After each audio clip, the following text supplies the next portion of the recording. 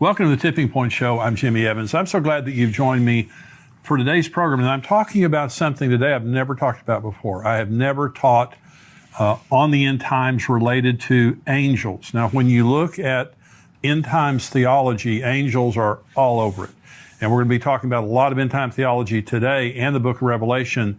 I'm having to skip over literally myriads of angels just to show you the main angels that are involved in the end times. Now, I want to talk about angels generally, and then I want to talk about angels related to the end time. Before I do that, let me just remind you, we have this book, Where Are the Missing People? This is a book that you leave behind.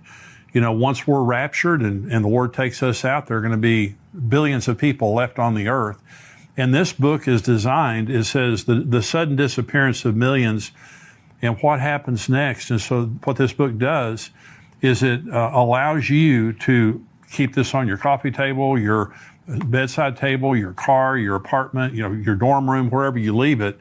But somebody, when we're gone, people are going to be going through our stuff, and this will help them to know what just happened, to explain to them what the Bible said just happened, and lead them to Christ, and explain to them how to have a relationship with Christ, and also explain to them what's about to happen in the world. So this is going to be an eternity saver for a lot of people. Now, we just went over 100,000 of these books that we've sold. These have been selling very quickly.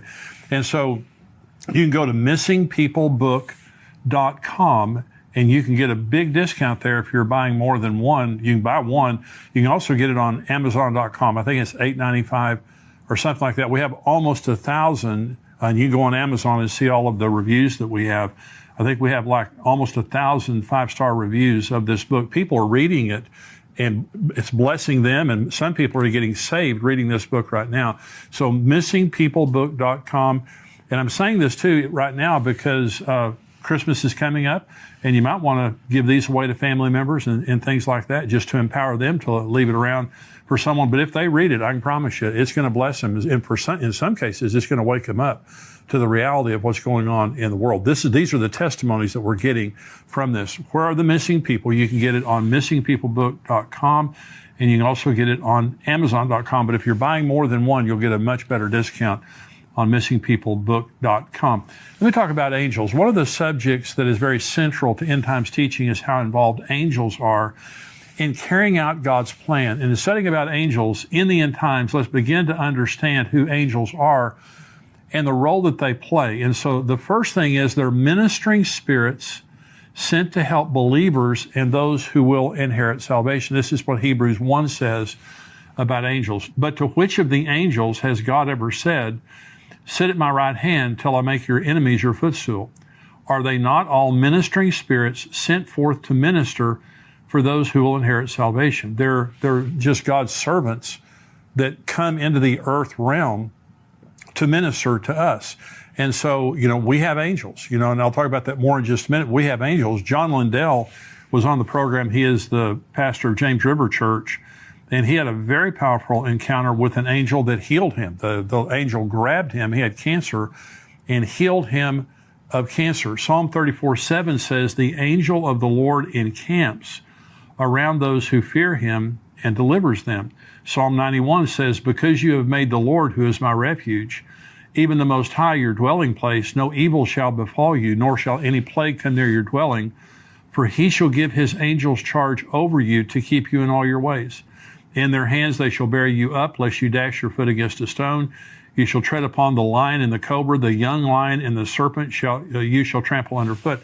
Now notice both of those scriptures there, that they protect those who put their trust in God, that they fear God. They're trusting in God's protection and under God's authority. And I heard someone say one time, we have guardian angels that, like when we're driving down the road, they're there to guard us. But if we exceed the speed limit, that they can't go faster than the speed limit. Now, that's kind of a joke. They can go as fast as they want to go. But I do believe that there is a special presence of God, an angelic presence of God, when we're submitted to God and when we're trusting Him. And so they also escort us to heaven when we die. Now, this is Luke chapter 16. There was a certain beggar named Lazarus, full of sores, who was laid at his gate, desiring to be fed with the crumbs which fell from the rich man's table. Moreover, the dogs came and licked his sores. So it was the beggar died and was carried away by the angels to Abraham's bosom. The rich man also died and was buried, and being in torment in Hades, he lifted up his eyes and saw Abraham afar off and Lazarus in his bosom. Now, notice it says the angels carried Lazarus. It didn't say they carried the rich man. And so now I've been at the bedside of many, many believers when they died. Let me tell you, when I was a young pastor, I dreaded doing funerals, and I dreaded people dying in the church that I pastored. But when it started happening, one of the things that I noticed was the presence of God at the death of a Christian is unbelievable. It's one of the most precious things in the world, most powerful things in the world. And my father-in-law died a few years ago, very strong Christian, went to sleep and never woke up again. And so we talked to the hospice nurse, and she said, well, he's maybe a day or two away from passing. And she said that don't be surprised right before his heart stops beating if he doesn't open his eyes and reach his arms out. She said, because the angels come for him.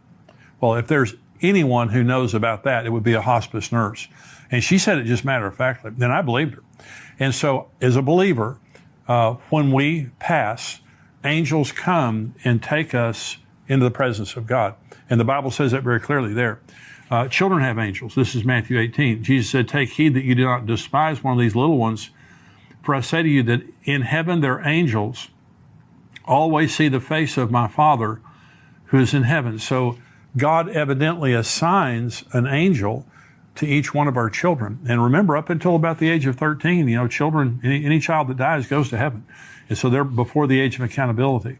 The angel of the Lord, sometimes when you're reading in the Old Testament, you'll notice it says the angel of the Lord, and angel is capitalized. That's Jesus.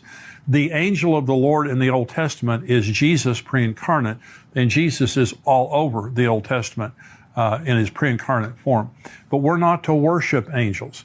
And so again, Jesus isn't an angel, by the way. He's just he's over the angels. Angels are not created in the image of God.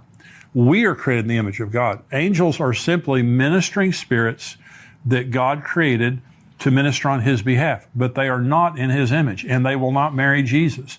We are of a higher created order than the angels eternally. We are for a little while lower than the angels, is what the Bible says, but we are of a much higher order than the angels. And so Colossians chapter 2 says, let no one cheat you of your reward, taking delight in false humility and worship of angels, intruding into those things which he has not seen, vainly puffed up by his fleshly mind, and not holding fast to the head, from whom all the body, nourished and knit together by joints and ligaments, grows with the increase that is from God. So angels, throughout the Bible are messengers and ministers of the truth, but we don't worship angels. Now, I've been a pastor for 40 years, and there was a fad that was in the church for a good number of years, maybe 5 or 10 years. And some pastors and a lot of individuals were having encounters with angels. Now, I'm sure some of them may have been true. I have never, that I know of, had an encounter with an angel. I mean, I probably have, because the Bible tells us sometimes we have encounters with angels unaware. And so I probably have had an encounter with an angel that I didn't know about. And I certainly believe that some people have, like John Lindell, very powerful example. But a lot of people have experiences with angels in a life and death situation, like John Lindell. And so you don't always necessarily want an encounter with an angel. But we went through this period of time that it was kind of like a status symbol that you had an encounter with an angel, or that you saw an angel or something like that. Well, it's not a status symbol. You are surrounded by angels whether you realize it or not. And sometimes they may appear in our world, but not always as someone that we would recognize. That's why it says you entertain angels unaware. But my point in this message is to say, angels play an absolutely crucial role. There's kind of two extremes.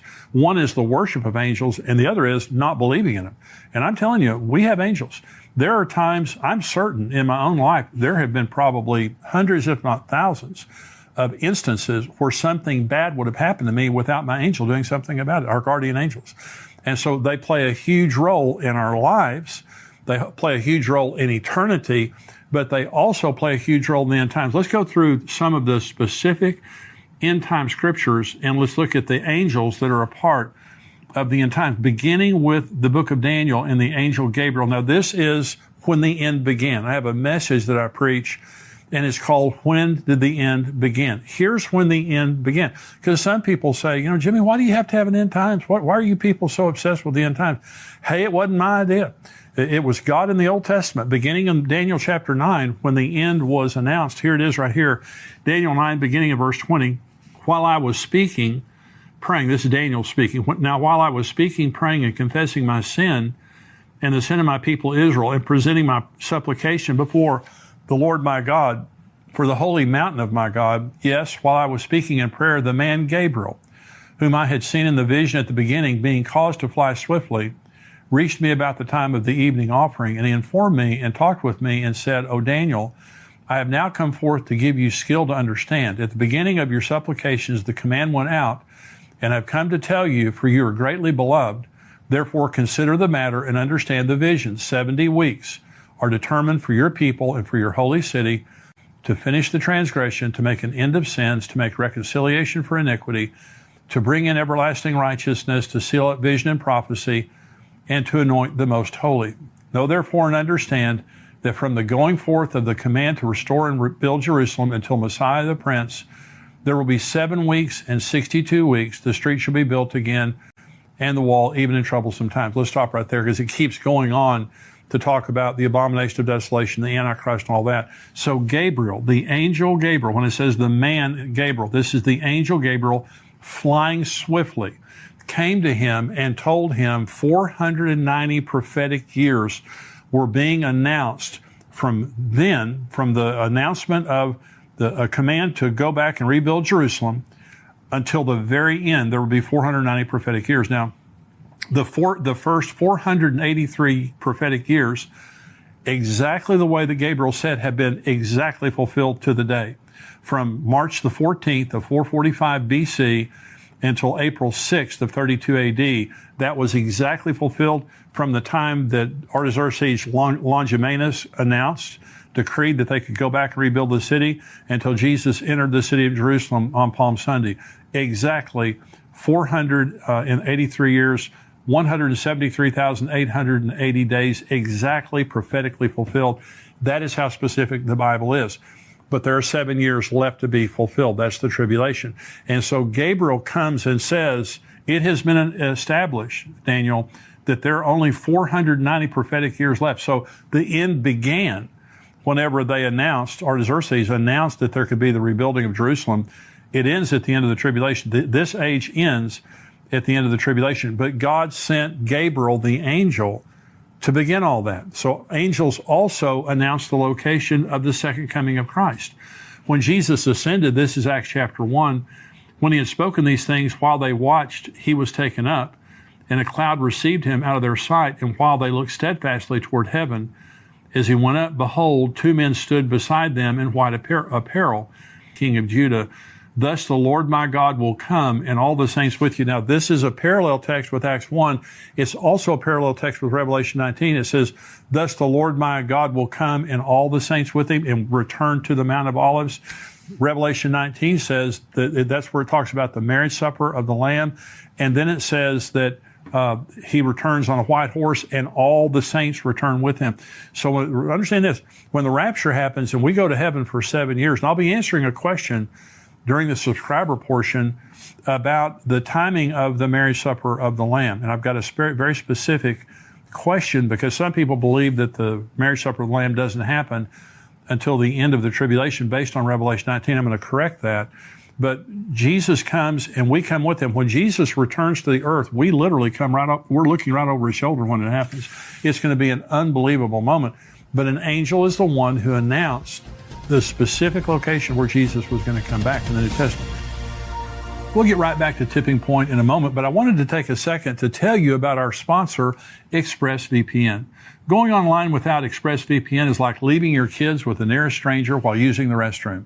Most of the time it's probably fine, but you never truly know who you're trusting. What if they're a kidnapper or a serial killer? ExpressVPN creates a secure tunnel between your device and the internet. It would take a hacker with a supercomputer over 1 billion years to get past ExpressVPN's encryption. It is so easy to use. You just start the app and press one button to get protected.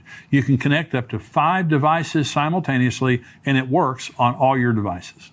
Protect you and your family today and get an extra 3 months free by visiting expressvpn.com/endtimes. That's expressvpn.com/endtimes. To stay safe and get an extra 3 months free, visit expressvpn.com/endtimes. The rapture will also occur with the voice of an archangel. 1 Thessalonians 4. The Lord himself will descend from heaven with a shout, with the voice of an archangel and with the trumpet of God. And the dead in Christ will rise first. Then we who are alive and remain shall be caught up together with them in the clouds to meet the Lord in the air. And thus we shall also always be with the Lord. Therefore, comfort one another with these words. Now, notice there it says we meet him in the air. Okay, that's the rapture. The second coming is on the Mount of Olives. Okay, that's another way to understand it. It says, the voice of an archangel. Only Michael. Now, Michael and Gabriel, we believe, are archangels. Michael, we know is an archangel because the book of Jude tells us that Michael is an archangel.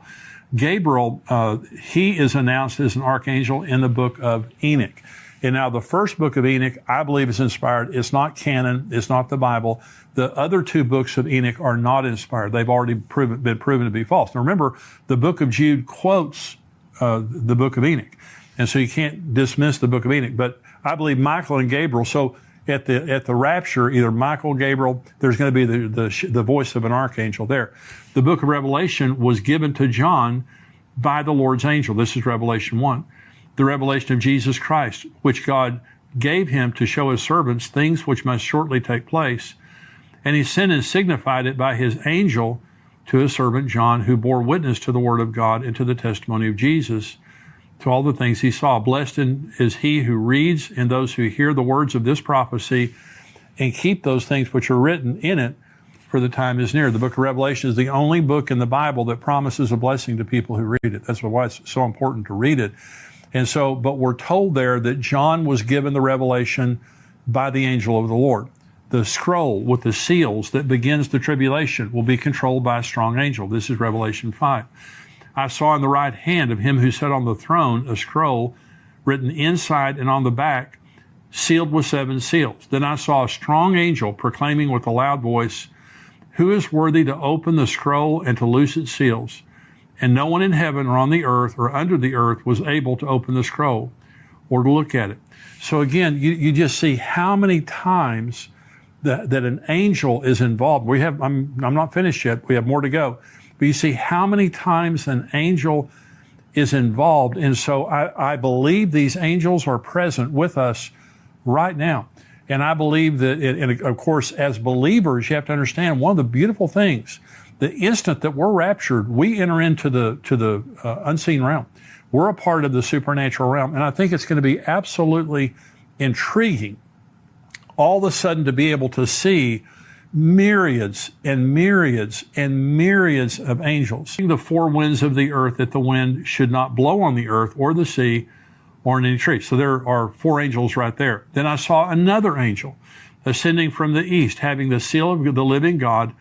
And he cried with a loud voice to the 4 angels to whom it was granted to harm the earth and the sea, saying, do not harm the earth, the sea, or the trees till we have sealed the servants of our God on their foreheads. And I heard the number of those who were sealed. 144,000 of all the tribes of the children of Israel were sealed. Now this is Revelation 14, again talking about the 144,000.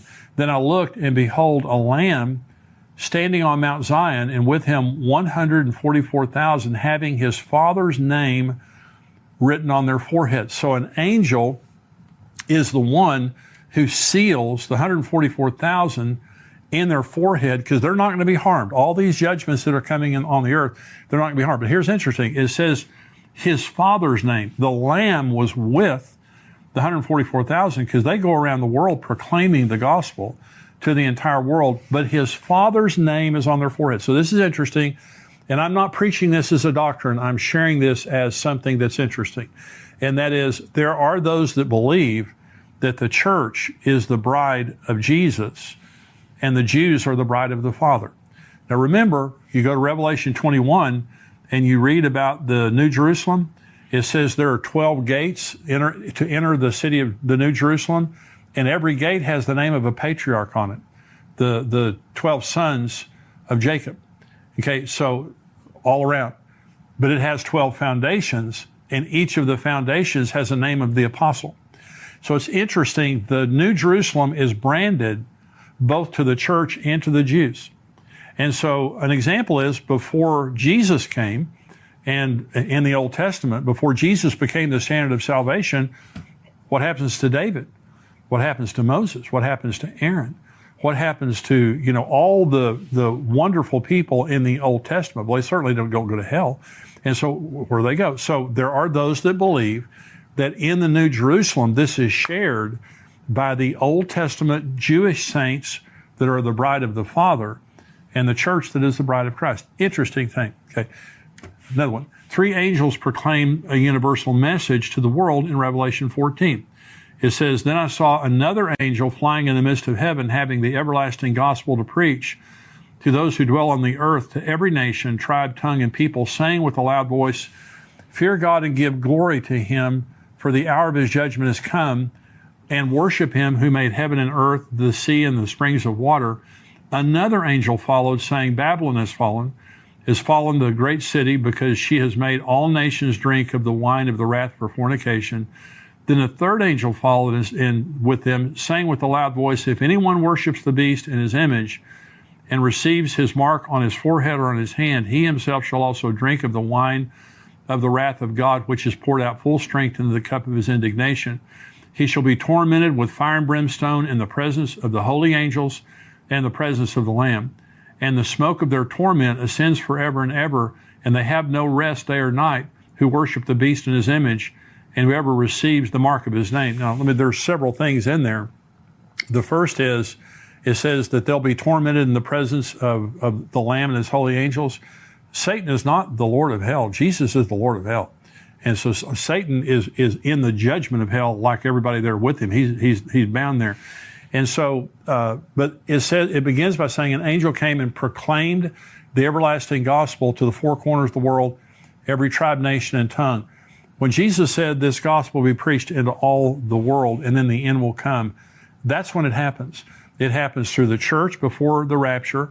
It happens through the 144,000 after the rapture. It happens through the 2 witnesses after the rapture. And finally, it happens with this angel in Revelation chapter 20, preaching the gospel supernaturally to every person on earth. And so these angels that are proclaiming the gospel, and Babylon has fallen, and the unforgivable sin of taking the mark of the beast, these are all angels proclaiming 3 important messages. And here's finally, an angel binds Satan for 1,000 years at the beginning of the millennium. This is Revelation 20. Then I saw an angel coming down from heaven, having the key to the bottomless pit and a great chain in his hand.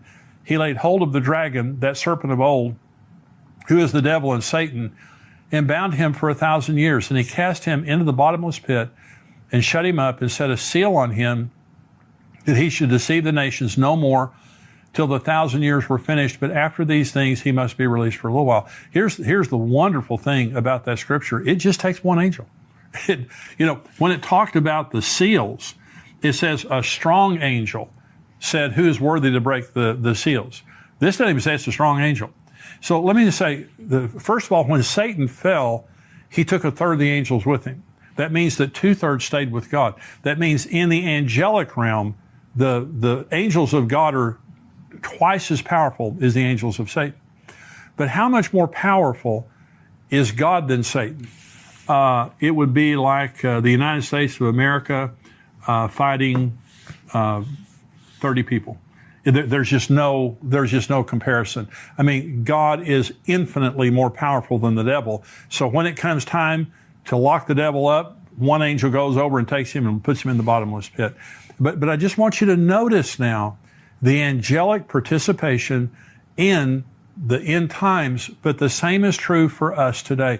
We don't worship angels, but you need to remember, you have angels around you all the time. And God is using those angels in your child's life. The day that if Jesus tarries and we pass away, they're going to take us into the presence of God. In the meantime, we have guardian angels that are with us. They're ministering spirits sent to render aid to God's elect. So when you're praying for yourself, you're praying for your family, you're praying for your children, whoever you're praying for, angels are dispatched. God uses angels in a supernatural way in the earth realm to help us, but they are and will be a major part of the end times. Now, I'm going to talk about Israel. We're going into the subscriber portion. I'm going to talk about some incredible things that are happening regarding the building of the third temple. I'm also going to be answering a lot of questions right now. We have a lot of end time questions that our subscribers have written in, so I'm going to be answering these questions. If you're not a subscriber to endtimes.com, it's $7 a month, $77 a year. You get the full Tipping Point podcast plus all of our videos and articles that come out all week long, and all of our archives. $7 a month, and there's a 7-day trial period also. So pay your $7, try us out for 7 days. I guarantee it's the best $7 you'll ever spend. We would love to have you be a subscriber to endtimes.com. So if you're not a subscriber, go to endtimes.com. If you are a subscriber, if you're watching this on YouTube, you cannot watch the full podcast on YouTube. You need to go to endtimes.com where you're subscribed and watch it there, or respond to the email that we sent you as a subscriber. If you're a subscriber, stay tuned.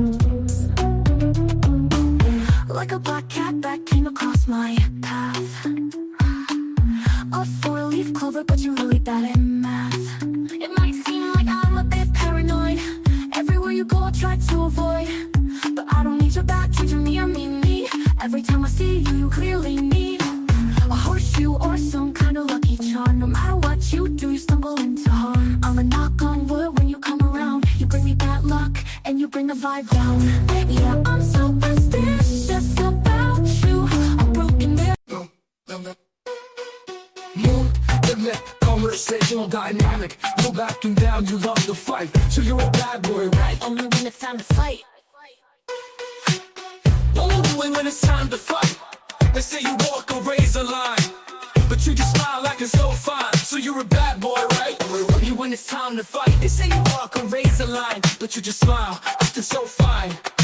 So you're a bad boy, right? Only when it's time to fight. So you're a bad boy, right? Only when it's time to fight.